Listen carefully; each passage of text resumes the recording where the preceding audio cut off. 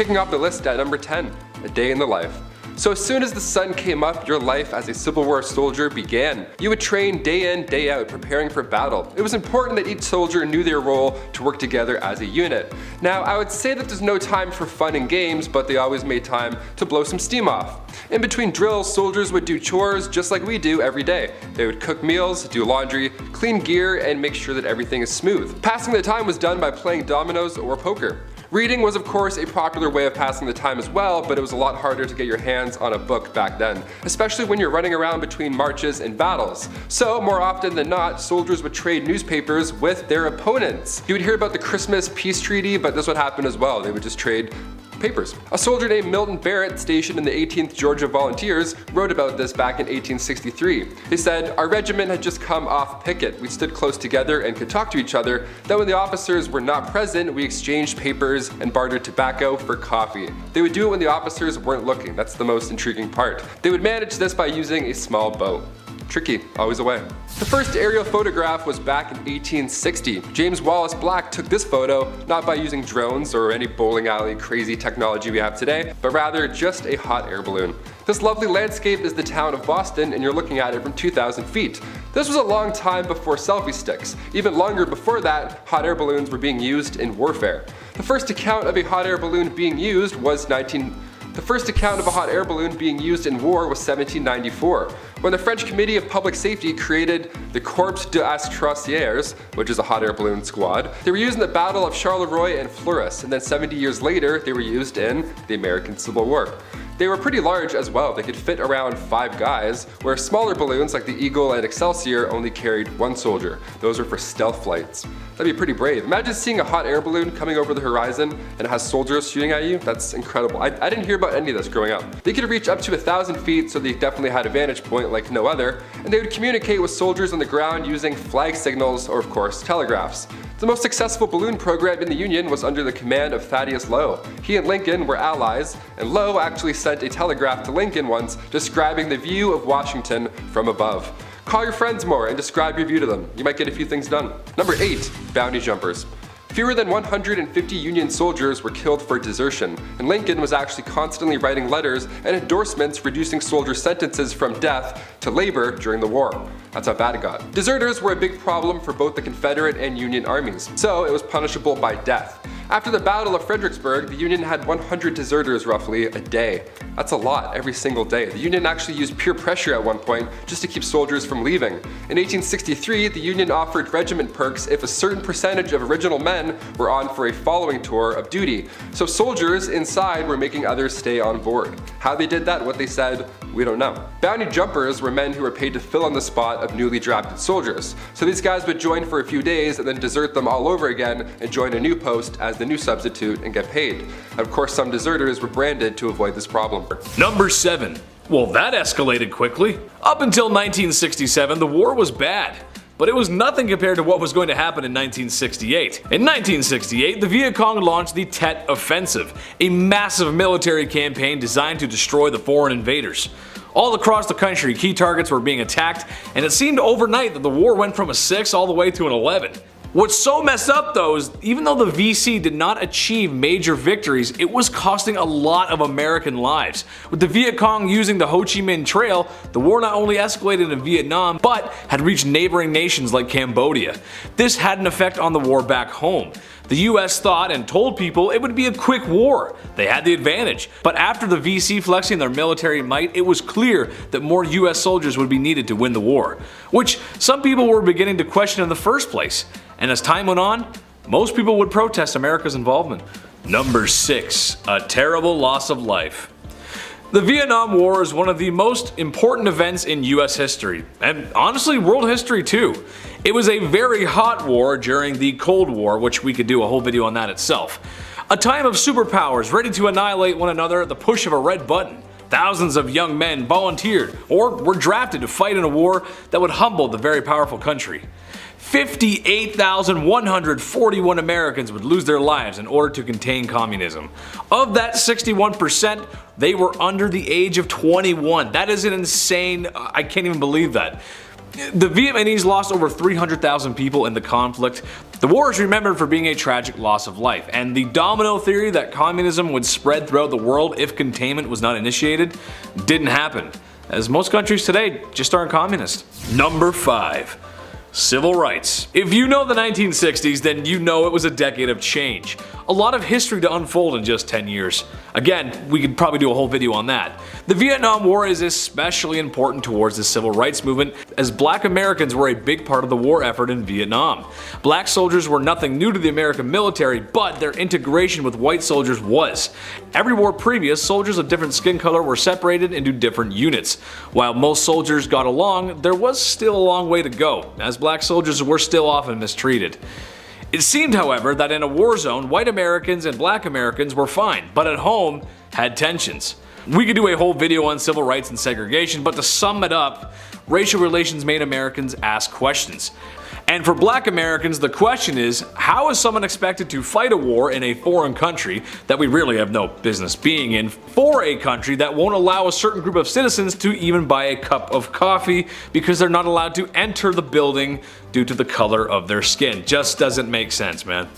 Number 4. Mattel 16. The 1960s saw a lot of technological development. The extensive use of the helicopter comes to mind. During the early years of the Vietnam War, Americans were issued a brand new rifle. The M16 was a brand new design that flopped as hard as it could, as it tended not to work, which, if you're in a war, is kind of not what you want to happen. Your stuff's kind of gotta work. A rumor had spread around that the firearm never needed to be cleaned, which in a jungle setting with mud and rain just doesn't make any sense. This, with already existing flaws, made it jam and was rendered useless by soldiers. Nicknamed the Mattel 16 after the toy company, some soldiers were forced to use enemy weapons, which sadly in some cases may have led to fatal incidents of friendly fire.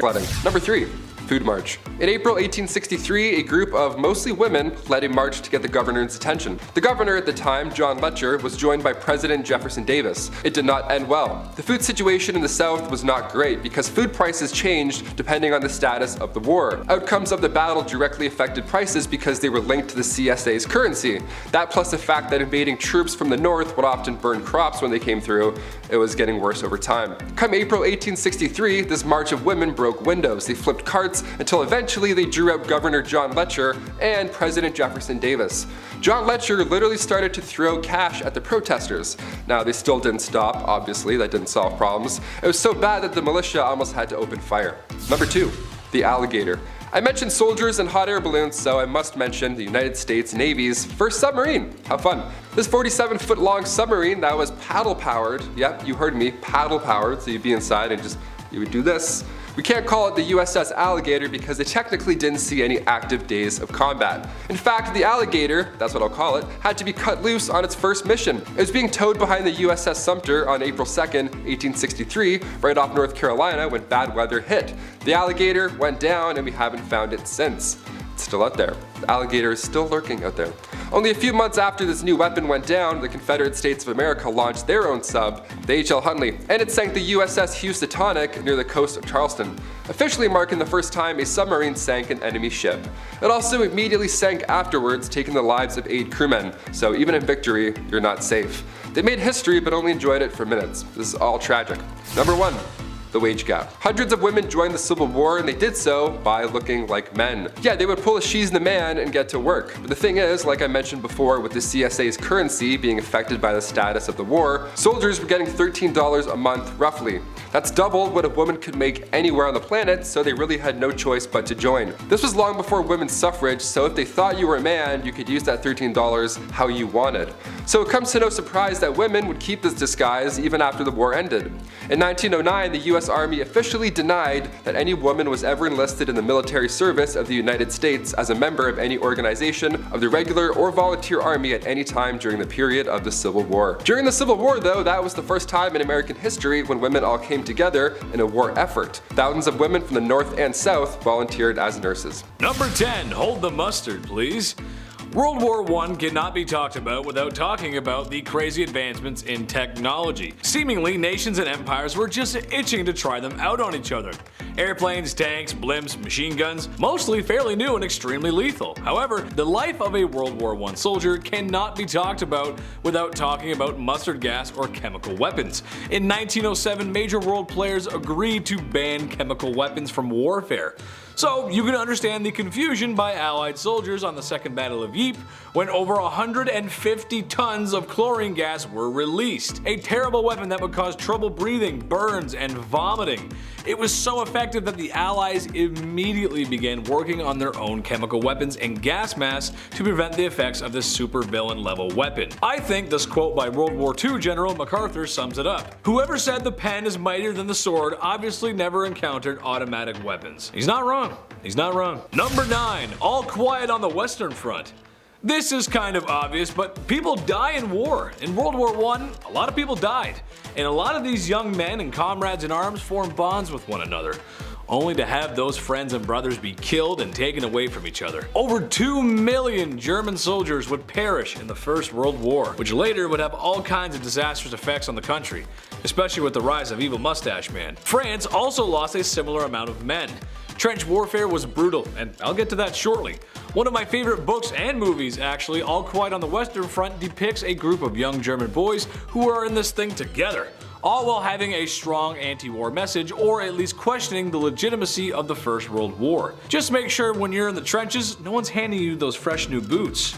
It's an omen. Number 8. 1-star review. It may come as a surprise to some of you, but living in the trenches on the Western Front wasn't a super fun time. We don't recommend it here at Bumblebee. If you're like me, then you love a good hearty meal. Like my mom always said, I'm a meat and potato kind of guy. That's just how it goes. A nice grilled rare steak, roasted garlic potatoes, and a freshly tossed crisp lettuce Caesar salad. Ooh, that sounds amazing. I'm kind of hungry now. And maybe a beer or two to wash it down. Just a classic meal for a classic guy that I really enjoy. Sadly for the boys in the trenches, this could not have been further from reality. Anyone in the military today with our modern technology will tell you how delicious MRE rations are, but for soldiers of the First World War, rations were limited. And as time went on, especially on the German side, where in 1918 rations were whittled down to turnip soup and turnip bread. Ugh. There were still beer rations. However, and if I'm going to be shot at, I still want a little ale to cure what ails me. You know what I'm saying? Go a long way. Number 7.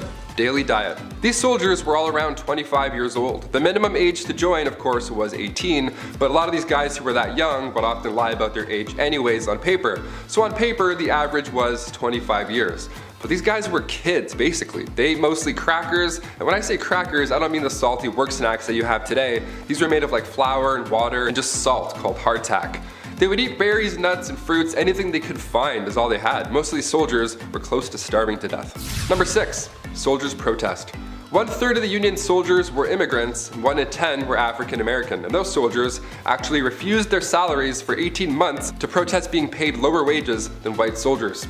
When black soldiers were signing up in the Union Army in 1863, they were only getting $10 a month, while white soldiers were getting around $13 a month. Officers were getting $700 a month too. It was just insane. To make things even worse, black soldiers were then hit with a $3 monthly cleaning fee, bringing that down to $7 a month now.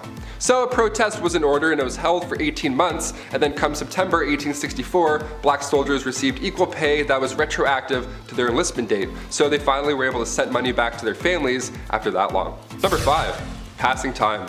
You would assume the Civil War and being part of it and everything I've talked about would give you enough anxiety, but gambling was also a common pastime in between battles. And when I say gambling, I don't mean, okay, it's nighttime, let's throw a few bucks down and play dominoes. No, they would gamble on everything. Horse races, chess, euchre, poker, checkers, cards were popular until the end of the Civil War, when of course they were harder to come by, being so flimsy and all. And when dominoes and cards were out of the picture, soldiers would really go old school and play leapfrog. Yeah, games like that were literally all they had. They would wrestle each other for fun, they would have foot races and bet on them. Bowling would be played using cannonballs to knock down wooden pins, and baseball was also played, but it was a little different back then to how we remember it now. The ball was a lot softer, and there was sometimes only 2 bases. The only way you were out also was if you were hit by the ball, hence the softness that I mentioned. Number 4. Coldest winters. With the winter winds rolling in occasionally, soldiers could no longer play baseball outside and peg each other with baseballs, but what you could do was hit each other with snowballs. A little fun, also a little scary. They called it a snow battle. Yeah, a snow battle too. Battle, way more intense. Soldiers would leave with bruises, black eyes, and sometimes even broken bones. Yeah, these guys were blowing off lots of steam, and they would plan attacks and take it obviously seriously, as they did with their daily civil duties. Even officers got in on this action. When pieces of ice were no longer available to large units to throw at one's head, other winter games would include skating and... Number 3. Humanity. While a lot of soldiers met their demise to the new inventions of the war like chemical weapons and improved artillery, trench warfare brought out the worst in humanity. The idea of going over the top was to take the enemy trench. Doing so would move the front line up. A war of inches, if you will. However, you cannot take the enemy trench if the enemy is still there. And that is where the bayonets come in, gentlemen. Horrific as it may be, once you made it into the trenches, the warfare looked more like Stone Age fighting than modern.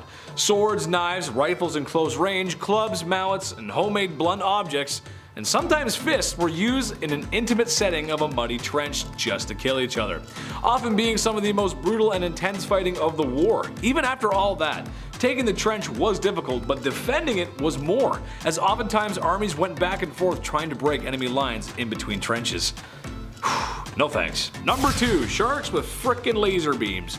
Okay, I know the title's a little misleading, but hear me out. Airplanes and aviation had only been invented a few years prior, or at least a modernized version of them. So humans gained the ability to fly, something people of the past could only dream of.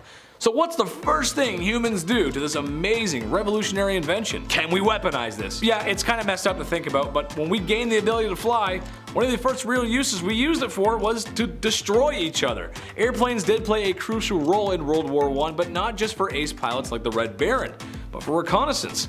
At least the tank was designed for military application. Leave it up to us to strap an automatic weapon and bombs to one of the greatest gifts ever given to mankind.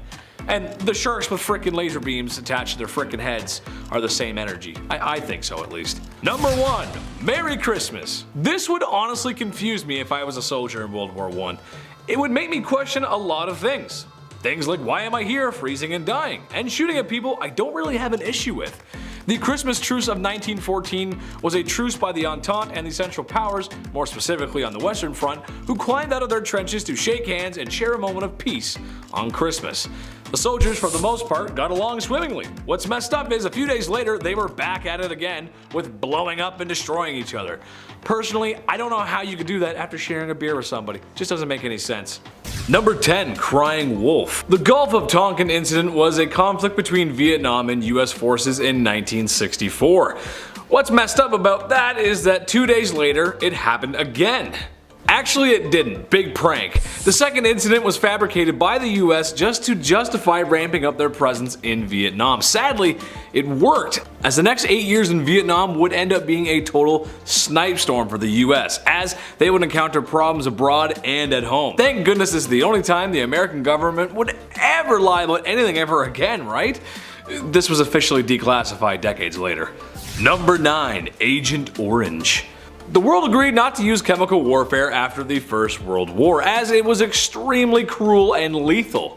So, you might be surprised that America used chemical weapons during the Vietnam War. Agent Orange, brought to you by the Dow Chemical Company, was a herbicide and defoliant dropped and sprayed from air vehicles to cut down the thick jungle brush. Viet Cong soldiers were excellent at living off the land and concealing themselves in the jungle. Bad guy hides in jungle, you remove the jungle. Makes sense. The chemical was extremely effective, but what's so messed up was the negative health side effects.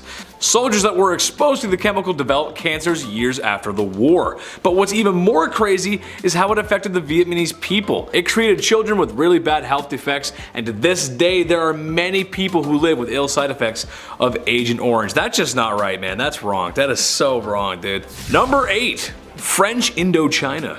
The US was not the first superpower trying to tame Vietnam.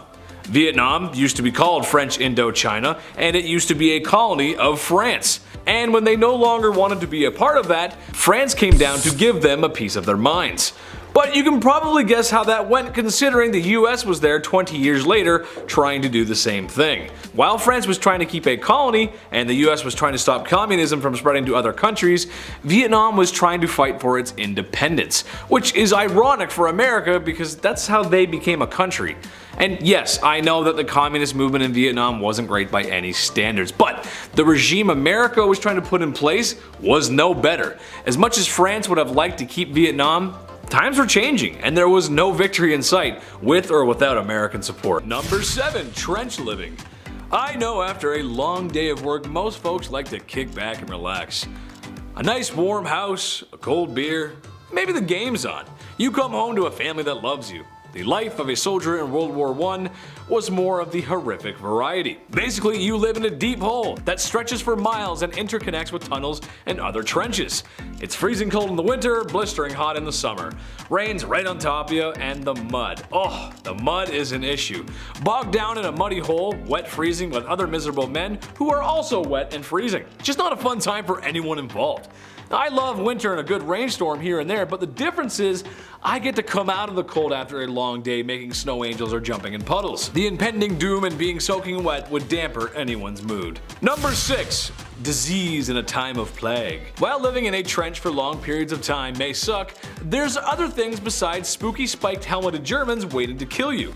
Bullets, bombs, and artillery are lethal, but you had a very high chance of dying from disease. A lot of these trenches became isolated from supply lines for multiple reasons, and sometimes could be a logistical nightmare, meaning supplies were oftentimes difficult to come by.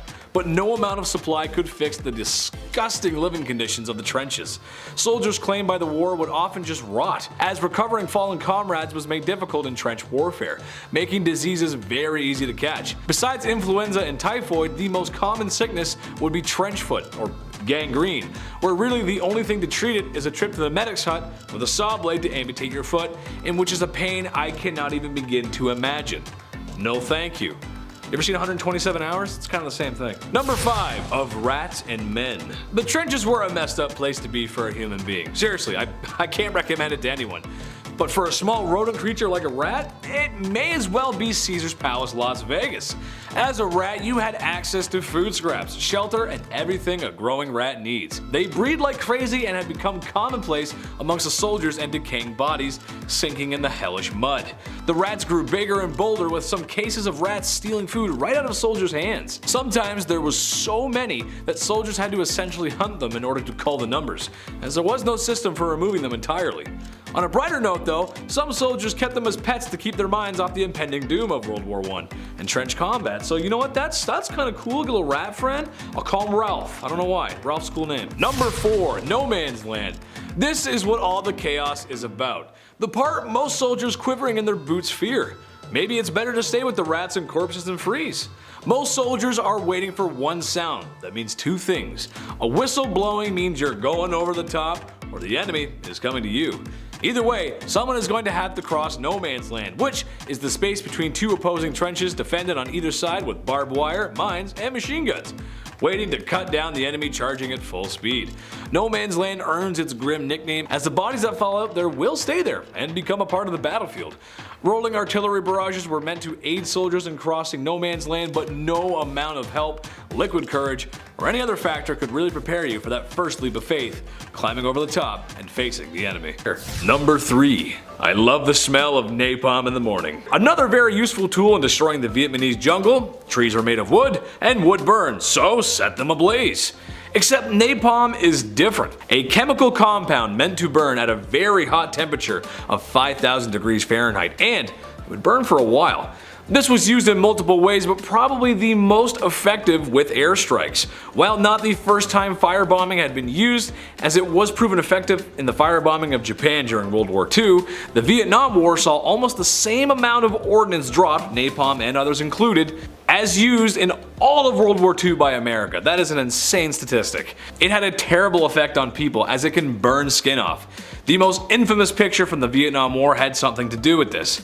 We can't show it to you, but you've probably honestly seen it already. The military would later disband its use, as the ability to control napalm's destructive power is limited.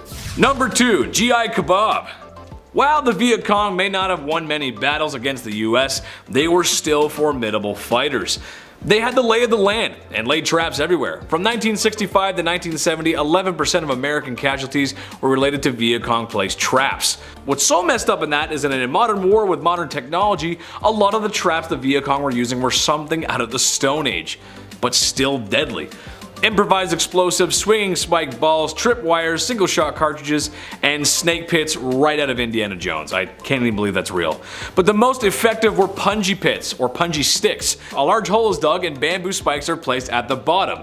Then, out of pure evil, urine or human excrement is put on the spikes. A thin layer of leaves or cover is placed on the trap, so when someone comes along they would fall in a pit of spikes that if that didn't kill them, an infection from the waste would, or make recovery very, very miserable. That is cruel, man. That ain't right, man. That ain't right, Chief. Number 1. Apocalypse Now. Tiger Force was a long-range reconnaissance unit that later became known for its acts of war crimes. Not sure if there could be war crimes when everyone's doing naughty things, but okay. To quote Martin Sheen in Apocalypse Now, charging someone with murder around here is like handing out speeding tickets at the Indy 500. And like a scene right out of that movie, the members of Tiger Force had a tradition to make necklaces out of ears. I'm going to say that again. They made necklaces out of ears. There are a number of things Tiger Force committed that are honestly just not safe for life. But that's war at the end of the day. War is hell.